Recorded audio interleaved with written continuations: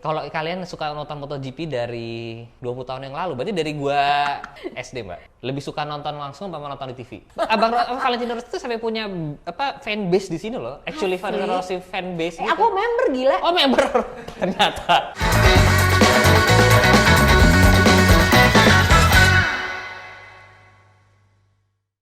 Halo semuanya, ketemu lagi sama Deddy Bas di sini. Kembali lagi di Ngabers. Sekarang bersama senior saya di dunia permotoran, Mbak Lucy.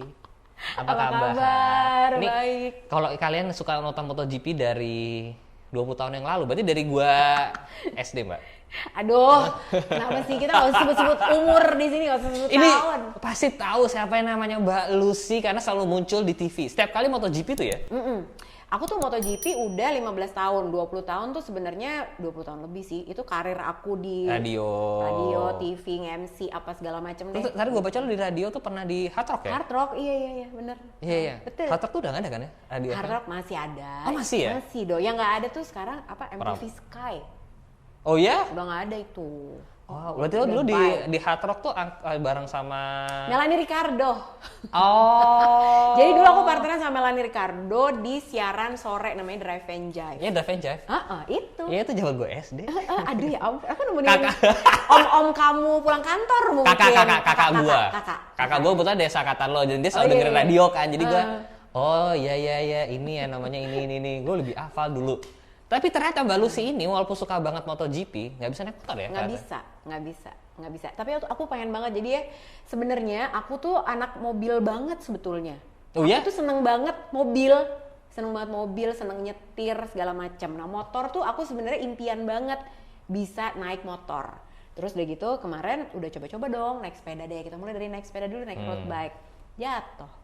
Terus habis itu nggak jadi? Habis itu aku minta ajarin Mas Hafid kan, suami aku untuk ajarin dong gitu kan, di rumah ada zoomer tuh. Pakai zoomer aja deh gitu. Aduh nggak ada ntar zoomer gue kenapa gitu. Jadi kamu naik sepeda aja jatuh gimana naik motor? Ya tapi kan gitu. Mas Hafid doyan motoran? Banget. Oh ya?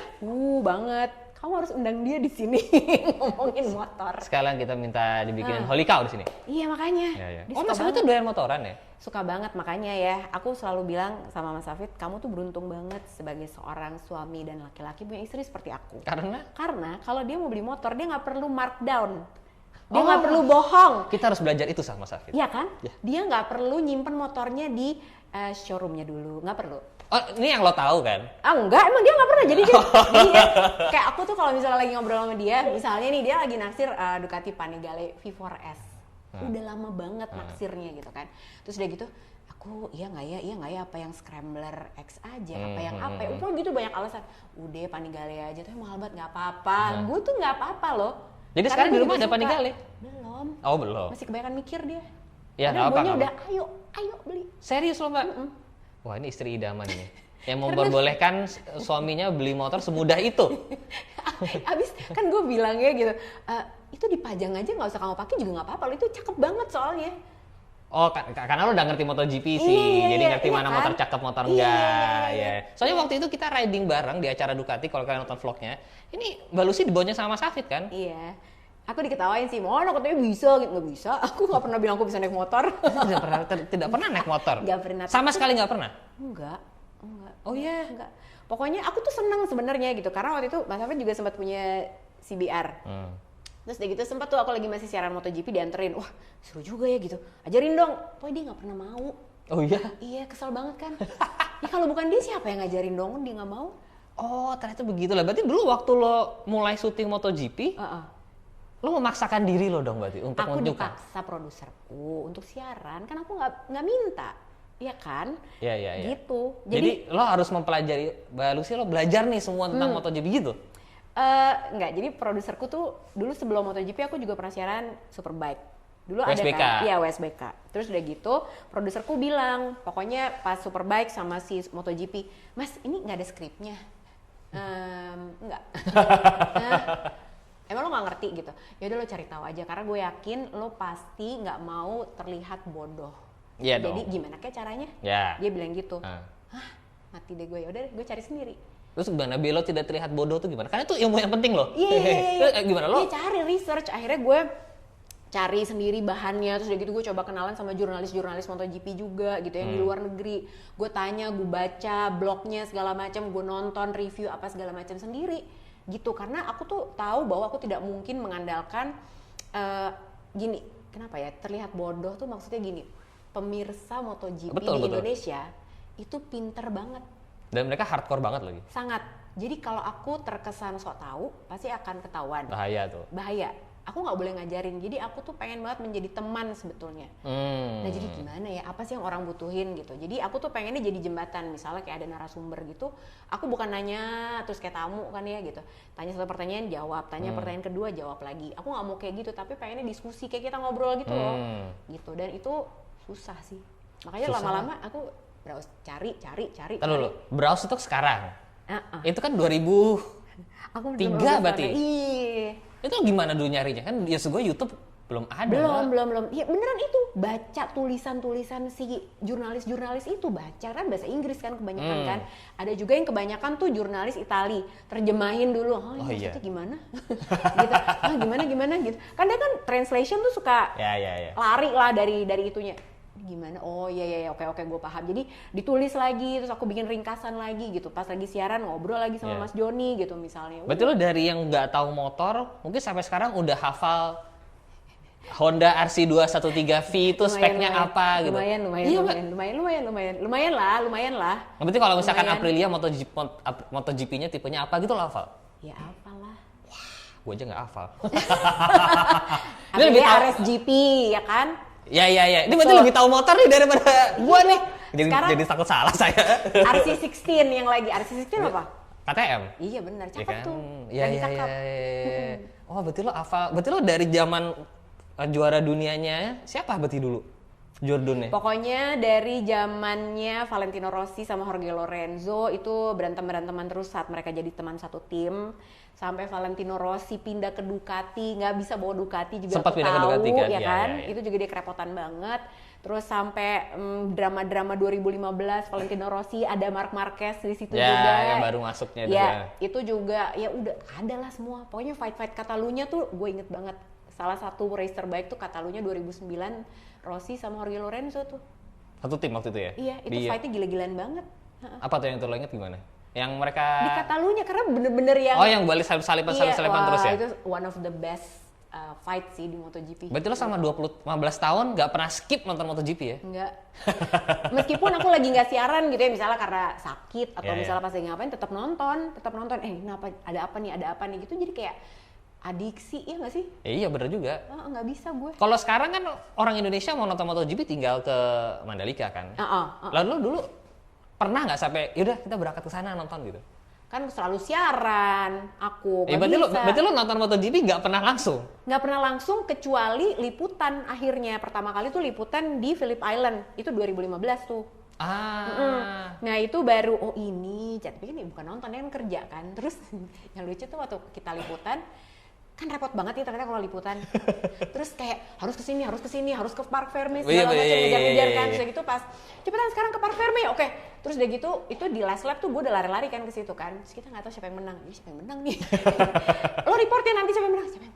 Gitu beneran. Tapi bukan aku doang gitu. Jadi semua pokoknya jurnalis yang ada di situ, kita nggak ada yang tahu siapa yang menang. Sampai kita lihat di layar, oh ya oke. Biasanya yang menang. Iya, oke dia yang menang. Oke baik.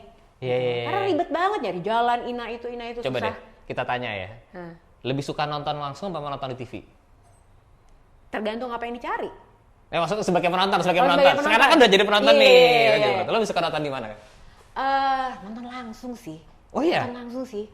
Walaupun lo nggak bisa tahu siapa nih yang jatuh di tikungan 5 gitu. Iya. Tapi nonton langsung tuh beda gitu. Apalagi kalau misalnya di MotoGP itu kan ada paket, ada VIP Village gitu, atau ya kan dapat bisa ke paddock walk segala macem kayak gitu-gitu tuh beda sih. Terus denger suara motornya aja beda. Setuju sih. Iya kan? Itu yang nggak bisa didapat di saat kita nonton di rumah. Kalau mau nyaman, emang nontonnya di rumah udah oke gini. Tapi begitu misalnya dari mulai free practice aja dari hari Jumat gitu kan, ngedengerin bunyi M1 dinyalain, Yamaha dinyalain, terus udah gitu Ducati, waduh, suaranya gitu, iya kan gitu. Kalau ya motor entusias sih harus datang. Harus nyobain sekali lah ya setidaknya ya. Iya. Lo yang paling lo inget nonton langsung balap selain di Phillip Island di mana waktu itu? Mandalika sih. Oh, terakhir Mandalika masih sebelah sana ya? Oh. Masih siaran kan, jadi pas lagi ada drama si Pawang Hujan, nah itu dia pas kebetulan di belakang studio gue gitu. Oh ya? Itu tuh sebelum ya, jadi ini seru deh. Pas kemarin sebelum ditayangin sama satelitnya Dorna bahkan gitu. Jadi Trans 7 duluan tuh, karena gara-garanya pas kita lagi siaran kan di belakang tuh kaca kan. Terus aku sama Mas Joni tuh kan lagi delay karena hujan. Terus udah gitu itu suruh ngomong terus kan, ngomong terus. Saat ini dari Race Control, dari gedung Race Control? Enggak, dari paddock Deluxe, dari box Deluxe. Atas berarti? Di atas, benar. Di atasnya pit? Oh iya. Nah, di belakang itu kan pit lane keluar tuh. Nah, di situ tuh si Mbak Rara sedang, pokoknya kita nggak tahu itu namanya Mbak Rara lah waktu itu. Dia orang ngapain di belakang gitu kan. Terus dia lagi gitu-gitu segala macam. Terus aku bilang ke produser aku, itu kayaknya pawang hujan deh gitu. Nggak usah shoot gue, shoot dia aja, itu pasti pawang hujan. Kita duluan yang dapat gambarnya tuh waktu itu. Oh iya? Iya, karena aku bilang itu pasti pawang hujan. Udah pasti, ya kan? Mbak Rara tuh ya? Mbak Rara. Gue inget tuh soalnya gue tuh waktu lagi kejadian itu, gue tuh lagi di pit stopnya With You RNF. Oh iya. Jadi gue diundang sama RNF, di Mas nonton di sini aja. Jadi gue nonton langsung MotoGP dari dalam pit. Ih seru banget. Ujung-ujungnya tapi nontonnya dari TV juga, Mbak. Iya kan, iya. Mereka juga kok. Iya, jadi gue kayak, oh gue nonton langsung ya. Iya, Tapi gue di pit, jadi gue nonton dari TV. Iya. Sama kayak di rumah. Iya. Memang. Bayangkan itu krunya aja juga nonton di TV kok. Iya, betul. Sama aja. Iya emang. Terus tiba-tiba itu lagi hujan-hujan, tiba-tiba ada yang teriak-teriak kan. Iya. Kayak, wah gitu kayak, tuh apaan urusan? Iya. Kelihatan di luar pit ada ibu-ibu kayak udah gitu. Oh pawang hujan. Dia ternyata. Iya. Lo sempat kenal nggak sama Mbak Rara? Enggak. Oh nggak sempat interview? Enggak. Nggak sempat interview apa ya? Enggak. Karena kan dia udah sibuk. Kita kan bener-bener di situ kan. Terus kan ingat sendiri waktu itu keluar dari Mandalika aja susah kita. Lama. Iya betul. Lo terjebak di kemacetan itu? Iya sampai jam 9 lah. Pokoknya di dalam aja. Oke lah sampai jam 9 mah. Nungguin aja. Gimana nih kira-kira udah bisa keluar belum? Lo nginep di mana? Di Mandalika? Kita waktu itu nginep, nah sebetulnya Trans 7 itu krunya nginepnya di Mataram, hotelnya. Oke. Kebetulan suami aku touring sama temen-temennya sampai ke Sumba. Gitu. Terus lo nginepnya nggak di Sumba kan? Tapi? Enggak dong, aku nebeng sama hotel geng motornya dia. Itu jadi deket, 45 menit lah dari Mandalika lah. Dia udah di daerah Mandalika, jadi nggak Oh enak dong. Iya lumayan. Soalnya teman-teman gue sampai ada yang nginepnya tuh di Gili Trawangan. Iya, memang saking penuhnya kan. Iya, parah sih. Tahun ini datang lagi nggak lo, Mbak? Datang insya Allah. Jadi kan ya tahun ini ya? Iya dong, jadi. Yang sampai. batal Kazakhstan doang. Kenapa sih kemarin batal? Nggak tahu deh. Homologasinya. Sirkuitnya belum pernah dipakai buat race apapun, jadi homologasinya belum keluar. Oh jadi itu mungkin ya sebenarnya sebelum race tiba-tiba batal ya? Mungkin Semoga dong. Mandalika nggak jadi kayak gitu ya Allah. Kemarin tuh kan homologasinya Mandalika juga dadakan banget keluar. Sehari apa 2 hari sebelum kan? Hari Sabtu keluarnya. Race hari Iya, Minggu. Iya beneran. Berarti waktu free practice tuh belum homologasi? Kan belum race. Belum. Oh wow. Belum. Untung jadi tuh kalau nggak jadi seremnya. Lo kalau di Mandalika yang paling berkesan apa Mbak? Nonton di sana? Di Mandalika yang paling berkesan itu, jadi gini, waktu itu nggak sengaja juga sih ini sebenarnya. Jadi aku kan sempat keliling tuh pakai mobilnya Dorna. Itu ngobrol sama Marshall yang di Mandalika sih, itu paling berkesan sih kalau buat aku. Marshall yang yang baju orange. Yang orange, benar-benar itu ada di turn 2 deh kalau nggak salah. Itu pokoknya yang paling banyak crash tuh di situ. Terus aku ngobrol sama mereka. Terus gimana Pak gitu, seru nggak? Nggak apa-apa, yang penting meskipun panas tapi aku semangat, wah pada gitu-gitu semua. Terus itu menurut aku yang paling berkesan sih, karena biasanya kalau MotoGP apa orang tuh pasti ketemu rider, terus udah gitu ketemu sama mungkin tim prinsipalnya atau apa gitu. Udah kan. bosan Buat kali aku ya itu expected ya nggak sih, cuman kayak lo ngobrol sama Marshall tuh apa yang mereka rasain, terus ngebantuin si rider pas mereka jatuh tuh mereka ngerasain apa sih. Nah aku bisa ngobrol langsung sama mereka tuh seru sih, dan itu beda banget. Jadi mereka tuh tetap happy ya walaupun panas banget. Happy banget. Dan berapa banyak sih kita tuh kan di kamera nggak pernah ngeliat ya apa yang mereka lakukan di saat pas lagi race. Itu kan mereka makan nasi kotak, ngeliatin, terus udah gitu lama loh kerjanya. Sehari 3 hari berturut-turut itu. Udah gitu kan kalau kita lihat rider, mereka pakai AirPods-nya nungguin sesi selanjutnya, AC dingin-dingin, pakai kipas angin segala macam. Marshall enggak. Itu tuh sisi yang menurut aku, buat aku seru banget buat dilihat. Dan kayak ini kita orang-orang yang begini toh kerjanya. Terus aku juga sempat masuk ke medical center. Jadi dekat helipad. Iya. Jadi aku tuh emang suka aneh-aneh kan requestnya gitu. Mau ngapain nih Mandalika, mau lihat apa gitu? Aku mau lihat Marshall. Aku mau lihat medical center. Aku mau lihat kalau rider cedera, jatuh tuh mereka dibawa kemana dan diapain sama dokternya. Jadi aku ngobrol sama dokter Angel Carte waktu itu. Jadi dia tuh dokter MotoGP-nya. Yang selalu ikut kemana-mana nih Selalu ya? ikut kemana-mana, suaranya berat gitu kan. Terus udah gitu aku tanya, dok jadi diapain aja gitu kan. Ngapain, assessment-nya apa, segala macem. Kapan si rider itu declare untuk fit, kapan mereka dibilang nggak boleh race lagi gitu-gitu. Jadi tuh seru sih. Ya dokter-dokter ini nih, dan setahu gue di medical center itu tuh alatnya lengkap banget kan Mbak ya? Iya. Ada mereka punya mobile X-ray. Iya. Karena kan Waktu itu tuh Marquez kan crash. iya. Cuman dia kan nggak sampai dibawa ke Bali kan ya? Cuma sampai ke Di- RSUD. Iya kan sampai RSUD kan? Itu kan ada rumah sakit yang dekat banget sama Mandalika kan, gitu. Jadi tuh memang katanya rumah sakitnya memang bertaraf internasional, jadi emang udah Cukup. disiapin lah buat itu. Iya. Cuma sebenarnya mungkin kalau nggak tahu kalau misalkan itu lebih dari itu dia akan terbang ke Bali kalau nggak Iya, salah. benar. Planningnya kan? Iya, tapi enggak. Langsung dibawa kan, malah langsung pulang ke Barcelona waktu itu. Oh iya bener juga langsung balik ya. Langsung pulang. Iya. Marquez tuh pokoknya kasihan aja. Pas warm up itu. Iya dia Lagi nggak ikut warm up. balapan. Enggak. Sampai akhirnya di video MotoGP yang kemarin dia bilang looking forward ke race yang di mana, dibilang Mandalika. Karena dia belum sempet balapan di situ. Iya kan. Banyak yang bilang Marquez tuh pinter. Tapi banyak yang juga bilang Rossi pinter. Kalau menurut lo pinteran mana Mbak? Rossi atau Marquez? Marquez itu talented banget menurut aku. Kalau Rossi? Kalau Rossi itu Gagas. dia tuh talented tapi apa ya? Rossi tuh kalau menurut aku ya pebisnis ulung sih. Itu setuju gua. Gua setuju kalau itu. Pebisnis gitu. Dia tuh talented rider, dia one of a kind lah. Tapi kalau Marc Marquez itu different breed lagi, emang dia tuh talentanya luar biasa kalau menurut aku. Kalau Valentino Rossi dia itu entertainer. Oh iya, kalau itu gua setuju. Karena nggak ada rider MotoGP lagi selain Valentino Rossi yang dia mikirin mulai dari cara selebrasi untuk bikin penonton tuh seneng gimana, untuk bikin penonton memorable sama satu seri itu gimana. Cuma dia yang mikirin, makanya aku bilang dia tuh entertainer. Dia bukan cuma rider yang luar biasa hebat, tapi dia tuh entertainer yang handal banget. Dan kamu harus nonton sih. Jadi ada satu interview ya di BT Sport sama Suzy Perry, jurnalis yang aku kenal juga. Jadi dia tuh interview Valentino Rossi kan. Terus udah gitu aku aja baru tahu loh. Di situ dia tanya pas Valentino Rossi mau pensiun, lo meninggalkan MotoGP dengan happy nggak? Ditanya gitu kan. Terus dia bilang, aku seneng sih sekarang, tapi aku masih nggak terima tentang 2015. Oh iya? Dia bilang gitu loh. Masih ada kejanggalan Masih, ya? karena dia bilang because I deserve the 10th title. Karena gue emang sebagus itu, dia bilang gitu. Tuh, gitu. Ternyata masih ada keselnya juga ya Babang Rossi ya? Iya, jadi kalau kalian masih kesel nggak apa-apa, dia juga masih kesel. Valentino Rossi tuh sampai punya fanbase di sini loh. Actually Asli? Valentino Rossi fanbase gitu. Aku member gila. Oh member. Ternyata. Nomor berapa membernya?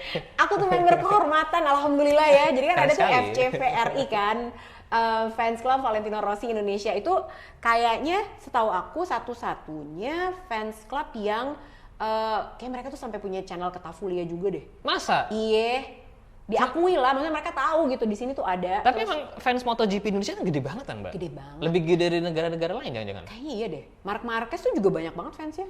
Parah. Marquez Gila. kalau kesini, Iya. box. Kalau dia mencalonkan diri jadi presiden, Mungkin sih bisa. menang pasti. Itu orang-orang udah sepercaya itu sama Marquez kayaknya. Asli. Berarti lo interview Marquez pasti udah bosan. Udah, nggak bosan, pengen lagi kok. Rossi udah. Udah. Terakhir, Jorge Lorenzo itu marak sering kesini. iya, Iya ke kan? Bali sering banget tuh. Iya. Di Itu senja. Lo jadi punya WA-nya Jorge Lorenzo jangan-jangan. Sis, ketemu yuk gitu jangan-jangan. Enggak. Terakhir tuh aku dapat ini sih ya gitu. Aku tuh seneng banget sama pabrikan-pabrikan MotoGP di Indonesia gitu karena suportif banget. Kemarin aku dapat kesempatan dari Yamaha Indonesia buat melakukan eksklusif interview sama Fabio Quartararo sama Franco Morbidelli. Itu media aja nggak dapet, tapi aku dapet. Jadi aku, alhamdulillah YouTube aja loh padahal gitu kan. Ini Berarti yakin nih. lu interview Fabio Quartararo buat di YouTube lo? Iya, bukan buat Trans 7. Wow, keren sekali. Wah, luar biasa kan. Jadi aku Keren. sempat nanya juga kan sama Yamaha Indonesia. Ini buat Trans 7 apa buat YouTube aku pribadi? Enggak, YouTube. Karena media nggak ada yang kita kasih. Oh, wow. Karena waktu itu limited banget waktunya, jadi nggak ada waktu kalau misalnya mereka mau interview gitu kan. Jadi TV semua ya udah pas lagi tim launch aja sekalian gitu sama media yang lain. Jadi aku dapat Ih keren. Gitu. Makanya aku juga, oh yang bener nih gitu. Itu sekarang kayak aku collab sama Ducati Indonesia juga ya supportif dan seru banget kan. Iya, Berarti iya. sebenarnya harusnya brand lain tuh harus lebih berani. Harusnya ya. Berarti harusnya kita di sini ngundang Peko. Iya dong. Tiba-tiba ada Peko kesini kan kayak, wah, tepuk tangan. Aduh pengen banget sumpah. Aku tuh, nah kalau aku lagi sering ngobrol sama Paolo Ciabatti. Wow. Nah itu makanya, dan dia juga baik banget sih. Jadi dia tuh sangat terbuka. Jadi mau interview di mana, mau kapan, segala macam gitu. Oh ya? Seru ya, ntar kita bareng yuk. Deg-degan sih saya pengen interview MotoGP rider sih. Gue pernah cuman gue pernah Marc Marquez deh, tapi bentar doang emang Iya, di panggung, iya. bentar doang. Kalau lo interview yang paling lo inget siapa Mbak? Interview yang paling aku ingat Valentino Rossi sih. Itu karena dia entertain. Dia itu sebenarnya kalau ngomongin soal MotoGP ya, dia sangat menjaga kata-katanya, sangat. Tapi kalau ngajakin ngomongin yang lain, seru banget. Jadi kayak waktu itu aku beberapa kali justru aku lumayan sering interview Valentino Rossi kan. Lewat Zoom aja pernah waktu itu pas dia masih di Petronas ya Mas sebelum dia pensiun. Jadi pas kita ngobrolin MotoGP tuh dia kelihatan sangat serius gitu kan. Terus kayak hati-hati banget omongannya. Tapi pas giliran aku bilang, jadi race nggak nih di Mandalika? Bawa dong yacht barunya gitu kan. Kok kamu tahu gitu? Nah itu seru tuh. Bawa dong yachtnya yang ada nomor 46-nya itu mahal ya belinya ya gitu. Tuh seru ngobrolnya. Kayak Valentino Rossi itu kan ya orang-orang pasti pada tahu lah dia tuh kalau di motor jago terus ya kayak tadi kalau di interview ngomongnya bahasanya yang sopan dan sebagainya, tapi di balik kamera kan lo pasti udah pernah ketemu di balik kamera dong. Kayak gitu juga nggak sih orangnya? Dia kok seru kok. Atau malah jangan-jangan dia kayak pendiam. Kesannya ada kan orang yang di depan kamera tuh kayak wah gini-gini, tapi setelah itu yaudah sorry jangan interview saya lagi ya gitu-gitu. Enggak, Rossi itu baik kok dan ramah. Dia juga ingat gitu kan. Kayak kita beberapa kali interview itu, oh iya aku ingat kok kamu yang di sini dia ingat gitu. Yang Valentino Rossi tuh menyenangkan tapi emang orangnya tuh ya dia tau lah he's a legend lah. Jadi emang dia tuh orangnya gitu aja. Apa yang kita lihat di kamera sama yang itu ya gitu. Bukan berarti di off kamera dia juga jadi lebih cool atau lebih menjaga gitu diri. aja emang. Gue belum pernah sih ketemu Valentino Rossi. Wah, kapan ya bisa ketemu Valentino Rossi? Mungkin lo ajak ke rumah lo kali Mbak, ajak makan Holy Cow. Kita ke Tafulia aja gimana, yuk main ke ranch-nya yuk. Iya, oh dia punya range kan Iya ya. kan, pada latihannya di situ kan, Peko segala macam kan latihannya bareng dia. Tim VR46 Pool itu di situ ya? Iya, nah itu yang salah satu yang menurut gua keren banget. Jadi mungkin nggak tahu ya, kalau aku punya kesempatan buat ngobrol sama Valentino Rossi, pengen rasanya aku nanya apakah VR46 Racing Academy ini sebetulnya adalah cara dia untuk membalas dendam 2015. Karena kan waktu itu 2015 tuh rider-rider Spanyol semua kan lagi mendominasi. Terus udah gitu emang rider Italia tuh nggak terlalu banyak gitu. Salah satunya mungkin jadi future star waktu itu Marco Simoncelli, tapi kan kemudian dia meninggal dunia. Nah makanya akhirnya Valentino Rossi tuh bikin VR46 Riders Academy itu sebetulnya untuk menghormati Marco Simoncelli juga, dan dia pengen ngangkat talenta-talenta Italia gitu. Dan sekarang menang.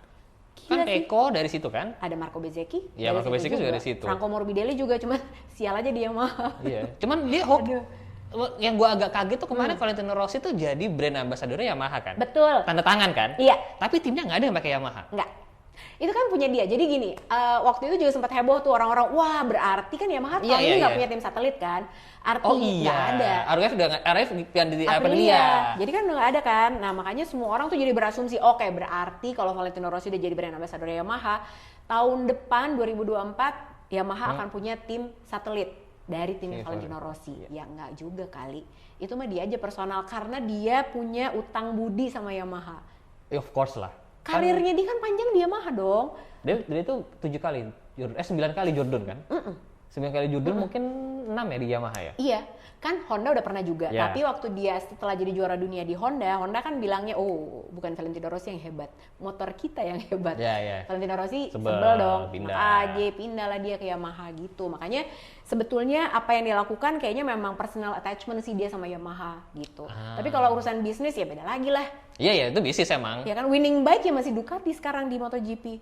Sekarang Ducati ya? Iya. Yang menarik tuh kemarin gue lihat standing point-nya sekarang, justru pabrikan Jepang tuh 2 terbawah loh. Iya makanya. Honda sama Yamaha kan masih? Iya, itu 2 paling bawah loh. Suzuki udah keluar kan? Sedih loh.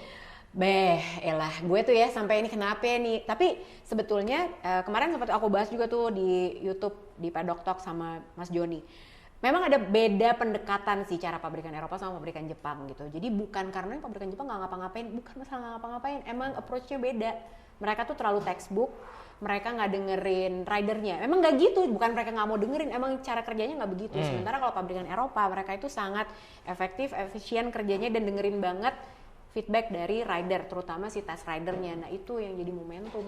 Ducati lah yang mulai.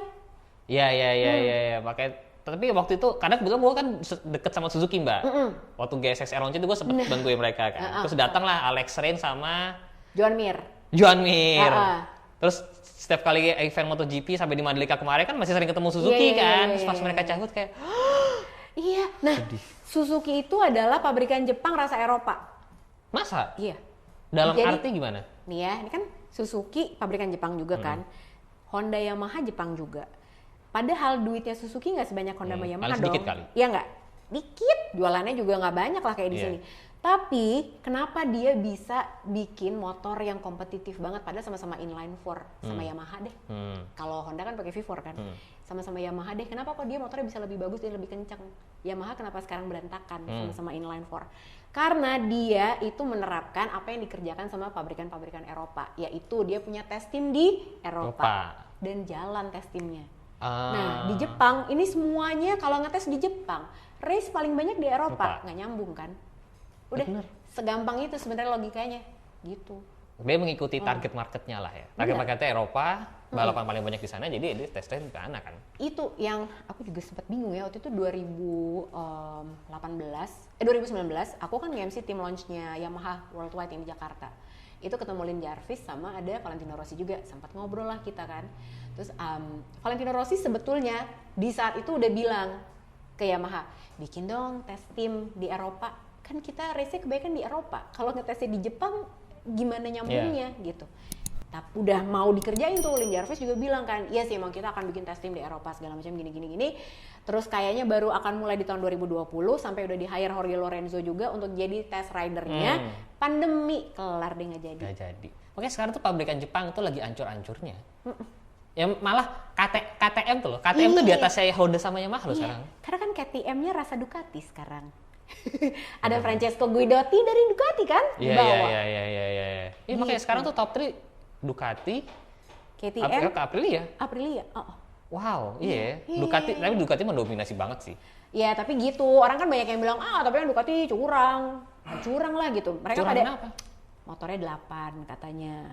Oh. Kan emang ada 8 kan di grid kan? Iya, berarti kan artinya terpercaya kan? Sebenarnya kan udah dibuka nih gitu, siapa yang mau ngambil slotnya. Tapi kan nggak ada yang punya uang. Ducati, ya udah kita aja ngambil gitu. Dengan alasan apa? Kalau misalnya makin banyak motornya, tim satelit itu sebenarnya gunanya apa sih? Bukan buat menu-menuin grid doang loh, tapi buat data, ya kan? Setuju. Nah mereka punya 8 motor, berarti mereka punya 8 data yang berbeda, yang bisa di-compare dan semuanya dibuka. Ya udah makin kompetitif lah. Iya. Kalau kayak berarti kayak Pramac, terus Gresini, Muni itu semua berarti modelnya nyewa ke Ducati kan? Leasing, ya? betul. Iya Makanya kan? alokasi GP-nya kan juga beda-beda nih. Yang pakai GP23 tahun ini tuh cuma Ducati Lenovo tim intinya, tim pabrikan, terus sama Prima Pramac. Cuma mereka nih 2 tim ini. Karena kan emang Prima Pramac tuh ya pembibitannya mereka pokoknya pasti akan naik. Muni itu pakai GP22. Hah? Iya. Wow, jauh banget dong. Enggak juga. Sebenarnya kayak motornya sih emang kencang dari tahun lalu, iya. Iya, jadi gini kayak waktu tahun lalu Pecco juga sempat komplain tentang GP22. Dia bilang enakan GP21 gitu. Karena kan emang udah tinggal fine tuning aja kan sebetulnya udah dapat lah 21-nya. Sementara 22 banyak yang baru segala macam. Nah, itu Pecco agak kesulitan memang tahun lalu pun dia ngomong kayak gitu. Nah, di musim ini Marco Bezzecchi juga aku memprediksi dia akan jauh lebih bagus daripada tahun lalu karena GP22-nya udah cakep banget. Dia tinggal pakai. Bener-bener. Oh, gue baru tahu loh Muniz tuh pakai GP22. Iya, jadi Muni sama Gresini pakai GP22. Dan mereka masih menang loh. Iya, pasti masih kompetitif karena motornya juga cakep banget. Dan ini semua dibicarakan di channel YouTube yang Balusi ya? Iya dong. Di channel YouTube lo sekarang fokus MotoGP nih? MotoGP sama F1 lah dikit-dikit karena aku baru kejebur. Sebel banget gak sih? Kenapa sebel? Keracunan. Ini karena nambah lagi kan berarti gitu, nambah kesukaan tuh gawat loh. Terus belajar lagi sih dari nol lagi kan? Iya, tapi seru karena aku tuh seneng banget untuk ini yang di RS Zone tuh begini, kenapa emang floornya Ducati, floornya Ferrari gitu kayak kemarin kan dia di Miami katanya dimodif, emang nggak ngaruh apa? Oh gue cari lagi gitu kan nggak ngerti apa-apa. Cuman kalau menurut lo sekarang nih ya, lo nonton MotoGP sama nonton F1, lebih seru mana menurut lo? Gua nggak bilang lebih suka mana ya, lebih seru yang mana? Rasanya sama kak, abis formatnya banyak yang sama kayak F1 MotoGP. Sejujurnya sih ya sih. Bahkan MotoGP itu sprint race duluan loh sebelum F1 kan? F1 dulu kali. Enggak dong, F1 tahun dulu, berapa? F1 dulu kak, F1 duluan. Emang F1 tahun MotoGP berapa? baru sekarang. Bukannya F1 tahun lalu udah. Oh sorry, MotoGP baru sekarang. WSBK yang sebelumnya udah ada sprint race. Super Pole race. Yes, itu betul. WSBK. MotoGP tuh nggak ada, makanya. Iya. Jadi ya musim ini yang aku sebel banget. Sebenarnya MotoGP tuh kan keren banget. MotoGP itu menurut aku punya format dan kekerenan sendiri. Yang aku kesel sebenarnya sekarang kenapa MotoGP tuh kayak F1-F1-an. Mulai dari, mari silakan di googling. Kita lihat dari theme songnya. Coba kalian cari di YouTube abis nonton ini. Theme song F1. Itu mereka duluan ya. Abis itu cari theme songnya MotoGP. Mirip? Sama. Mirip. Sama. Terus udah gitu sprint race. Ya kan? Tapi di F1 aja cuma 6 musim ini. Di MotoGP semua seri. Ya ada. Terus udah gitu ada Hero Walk. F1 ada, MotoGP juga Hero ada. Walk nih yang... Jadi yang mereka kayak di red carpet gitu ketemu sama fansnya. Itu ada ya? Ada. Sekarang MotoGP kak. Terus ada lagi parade. Ada juga Emang ada di MotoGP? Ada sekarang. Parade nih yang biasanya kalau di F1 entah mereka naik mobil klasik atau mereka naik atas bus itu kan? Bener. Ya ini kayak gitu. Oh ada ya? Ada. Coba rasa F1 banget nggak? Jadi kayak kopi plak ketiplek, bahkan kemarin di French GP aja yang banyak datang itu kayak MotoGP legendnya yang datang cuman Giacomo Agostini doang. Sisanya F1 yang udah tua-tua situlah pokoknya. Iya Alesi datang. Lo pernah ketemu Giacomo Agostini mbak? Enggak, waktu itu enggak. Gue punya helmnya tuh. Gue pengen tanda tangannya. Dia kurang suka sama Valentino Rossi tuh kayaknya. Oh gitu ya? Iya. Tahu kenapa? Cuman sekarang berarti kalau kalian mau nonton tentang MotoGP, kalian tuh bisa ke tempat yang Mbak Lucy. Akan dibahas di sana ya? Iya, jadi studionya keren banget lagi, glamour. Iya, saya juga mau syuting di sana.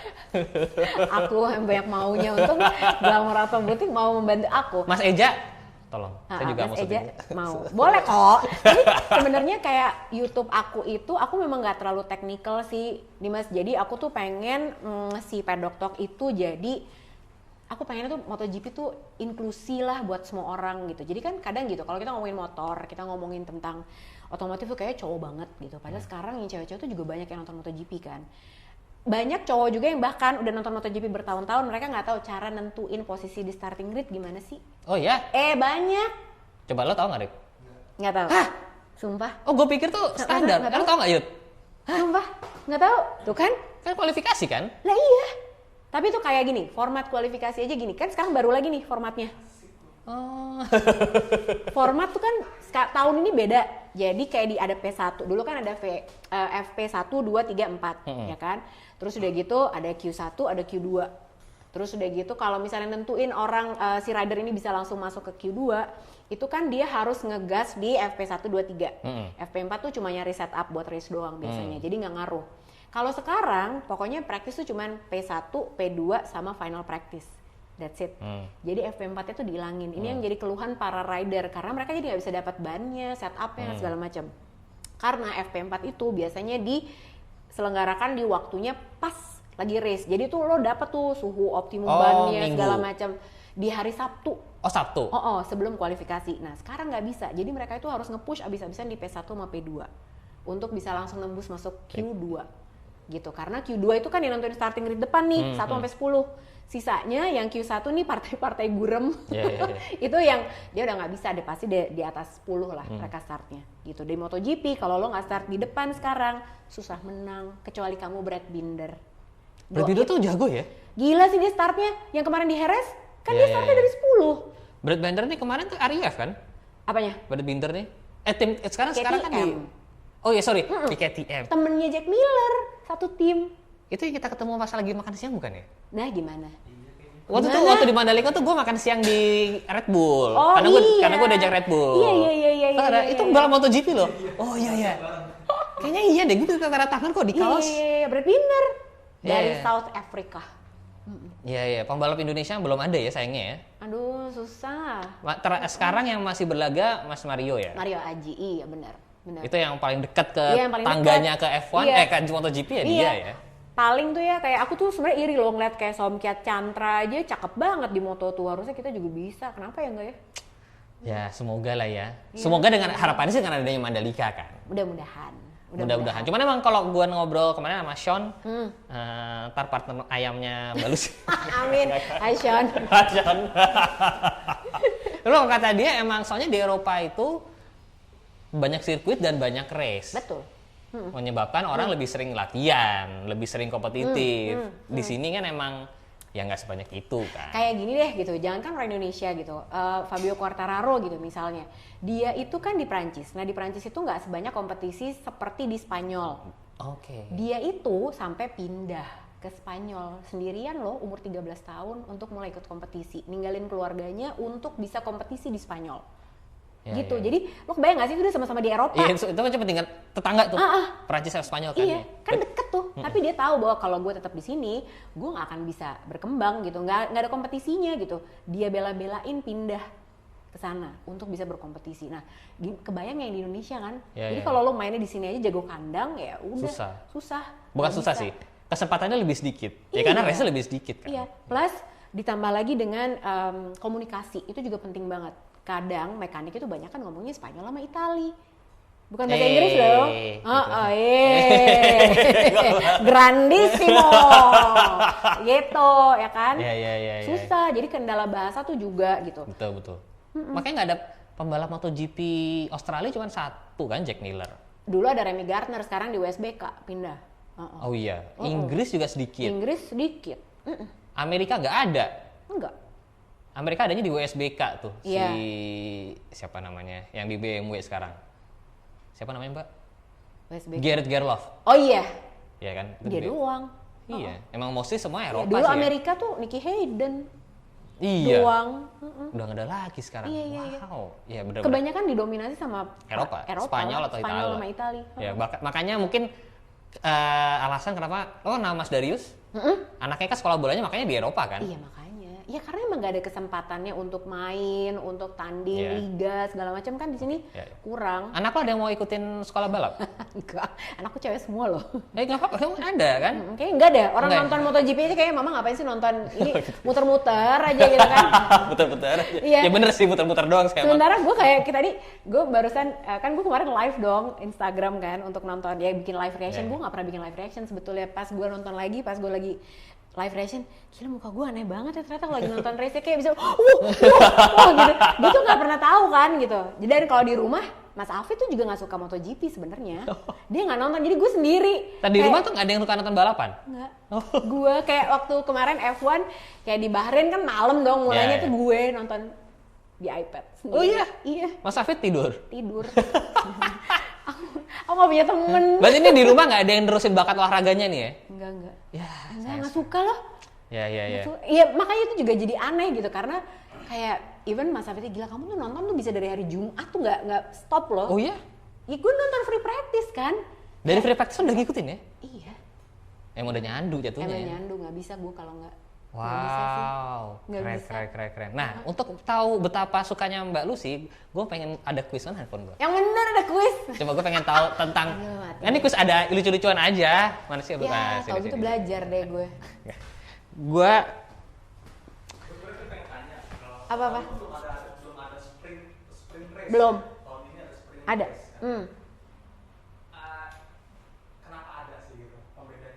Pembedanya adalah untuk menaikkan jumlah penonton yang datang ke sirkuit dan naikin rating di TV gitu untuk bisnis sih. bisnis. Kan balapan ini sebenarnya semua entertainment. Iya lah. Iya kan? Kayak sirkus katanya. Iya, F1 tuh, ya F1 balapan, cuman juga tetap ada sisi entertainment dan itu membuat mahal. Dan sebetulnya, nah ini tuh pendapatnya Valentino Rossi yang aku setuju banget. Jadi waktu itu dia ditanya, kemarin nih waktu di interview di Harris, dia kan sempat datang. Menurut lo gimana dengan cara untuk menaikkan penonton lah gitu? Ya kan F1 udah melakukannya gitu, apalagi setelah dibeli sama Liberty Media kan. Yes. Kan Amerika ya, jadi ala-ala Entertainment NBA ya? katanya. Iya bener-bener, sekarang. makanya laku banget. Iya. Laku dijual ke Netflix kok. Iya, ya aku kejebur gara-gara Drive to Survive. Oh sama dong. Nggak sih, gue udah ngikutin, cuma saya lebih kejebur lagi gara-gara itu. Karena bagus banget. Nah, MotoGP itu sebenarnya bikin juga MotoGP Unlimited. Betul. Tapi Nggak nggak di jalan. Iya, nggak di Netflix sih. Nggak, tapi juga beda kontennya. Nggak raw kayak F1. Hah, F1 tuh menurut gue malah nggak raw banget loh. Yang Si Drive to bener. Survive. Tapi Drama banget, banyak iya. maki-makiannya. Oh. Coba kalau MotoGP tuh anaknya sangat sopan loh. Oh gitu ya? Nggak ada yang bilang motor gue jelek banget nih.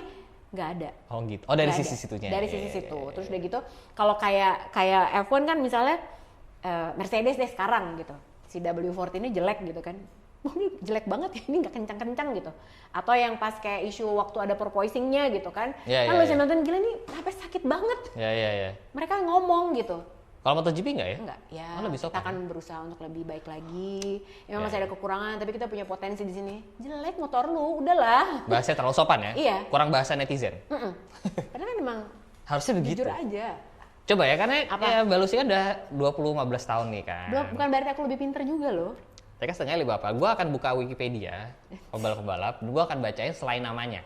Selain namanya. Kita lihat apakah Mbak Lucy itu bisa menebak ya. Oke. Hah, oke. Lebih Pembalap lama pertama bukan ya. berarti Pembalap lebih. pertama nih. Apa? Dia dari Spanyol. Kelahiran 85. Heeh. Pensiun dari balapan itu tahun 2018. Hah? Terus? Terus dia itu aktifnya itu di Honda. Tapi dia nggak pernah juara dunia. Siapakah dia? Dani Pedrosa. Wow, bener! Luar biasa! Luar biasa, luar biasa, luar biasa, luar biasa. Padahal aku tuh nggak tahu, emang dia lahir 85 ya? Aku nggak tahu loh. Oh ya? Oke, sabar. Kita cari lagi berikutnya siapa ya? Oh, iya. Wah, bener ternyata tebakan aku. Nah, beneran pinter ya. Ntar dulu, gua tadi udah kepikiran berikutnya. Aduh, kan gua jadi lupa. Ya udah, nih. Oke, lagi. Oke, Pembalap berikutnya nih. pasti susah deh. Enggak kok, gampang. Ini mah gampang banget. Dia ini kelahiran 95. Dari kota Barcelona di Spanyol. Ya kan? Dia itu mulai MotoGP dari tahun 2017. Oke. Nggak pernah menang juga. Ya Belum kan? pernah juara dunia. Belum pernah juara dunia. Posisi terbaik dia di tahun 2022 tuh ketujuh. Ketujuh. Ada lagi? Barcelona. Soalnya kalau gue kasih tau timnya pasti langsung tahu nih masalahnya siapa. Ntar dulu, gue cari dulu. Ya. Siapa lagi? Belum tahu? 5. Masuknya 2017.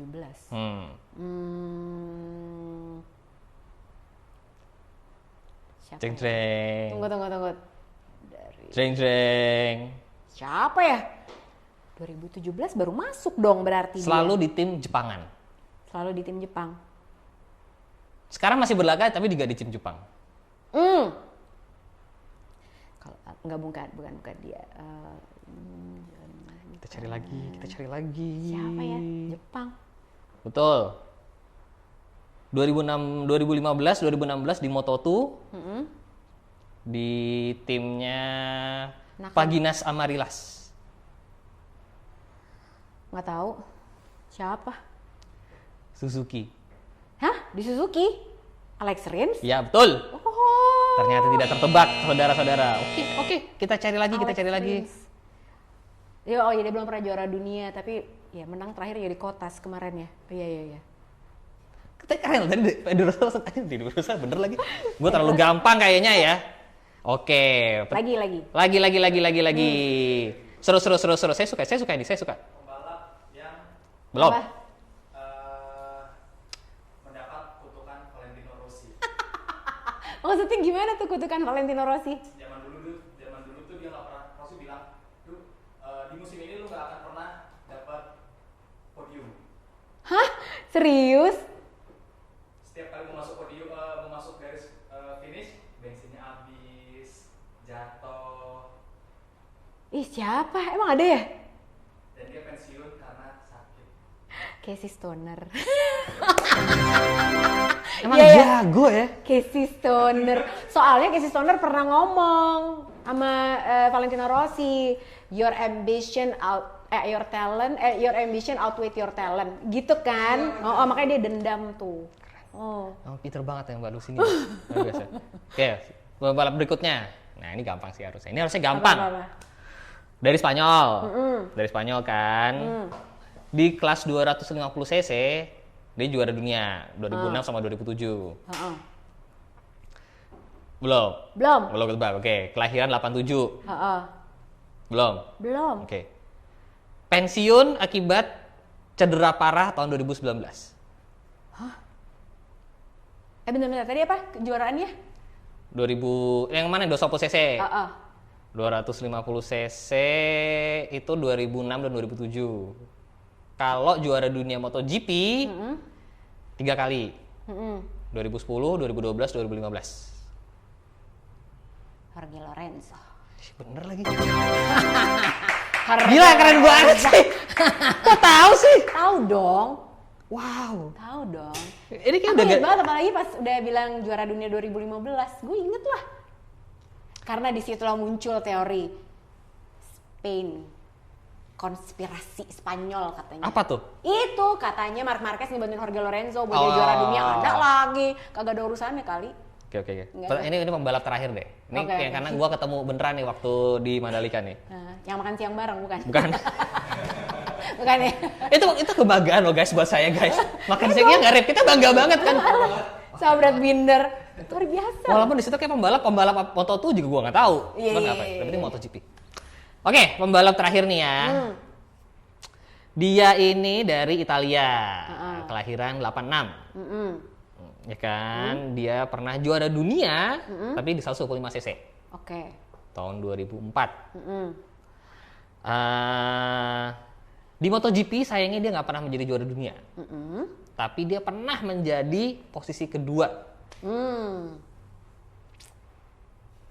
Dulu orang Ducati bukan? Bener nggak? Aku masih pernah interview dan dia pakai helmnya di sini kayak abang ojek. Siapa kan namanya? Andrea Dovizioso. Bener! Luar biasa! Dok! Jujur ya, berarti emang sekalian sudah tidak perlu lagi meragukan kredibilitas Mbak Lucy. Gila gue dites, sumpah aku nggak dikasih tahu. Sumpah. Gue kira ngobrol doang kan, tahu gitu kan aku mempersiapkan diri. Ya emang jujur ini luar biasa banget, gue tadi kaget sih, hanya cepet banget taunya ya. Makanya kalian kalau mau tahu tentang MotoGP kan harus ke channelnya Mbak Lucy. Karena di sana dibahas pasti dengan benar guys, ini dari Wikipedia aja langsung ketahuan. Makanya gue janji deh kalau di Paddock Talk gue nggak clickbait, sumpah gue nggak clickbait.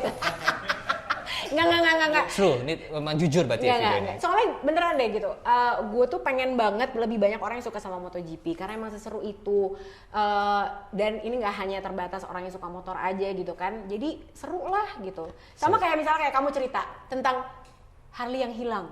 Oh dia ngikutin ternyata ya? Soalnya kan jadi penasaran maksud Iya, gue iya, gitu iya. loh, kayak kita itu harus punya cerita yang kita ikutin gitu. Kayak aku tuh, oh ini emosional, cerita lo tuh kan Iya, bikin iya, emosional banget kan. Oh iya ada cerita masa kecil apa segala macam sampai akhirnya ketemu gitu. Nah gue tuh juga pengen MotoGP tuh juga punya emotional attachment seperti itu gitu loh. Sama kayak sekarang gue lagi belajar F1, kalian tuh juga bisa lihat bahwa gue tuh emang nggak sepinter itu juga kok, banyak hal yang gue juga nggak tahu dan gue masih pengen terus belajar dan kita bisa belajar bareng sebenarnya gitu. Seru. Oke, jangan lupa mampir, jangan lupa subscribe ke channelnya Mbak Lucy. Terima kasih banyak. Mbak Lucy terima kasih loh. Thank you loh udah Terima diundang kasih. ke sini. Aku ya thank you udah mau datang ke junior di dunia permotoran Nanti ini ya. kamu yang aku culik. Ya boleh, Gantian. tergantian. Kita ganti ke sana. Jangan lupa di like, jangan lupa subscribe. Ke jalan. See you next video guys. Bye bye. Bye.